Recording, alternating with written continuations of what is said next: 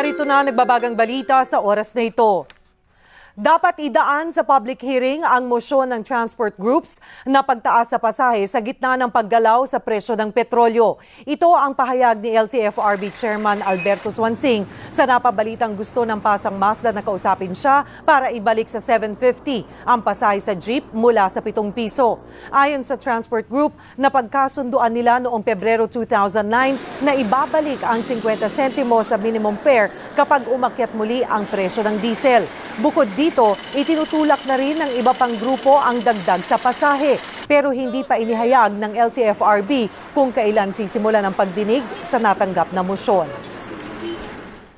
Maging una sa balita, i-text ang alert on sa 2366 at narito ang mga balitang dapat abangan mamaya sa TV Patrol World.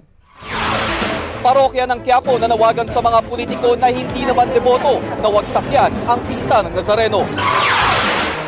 Luis Manzano insecure nga ba kay Efren Peña Florida? At Chris Aquino nangakong tatanggalin na ang pagiging taklesa sa bagong TV show. Abangan sa TV Patrol World!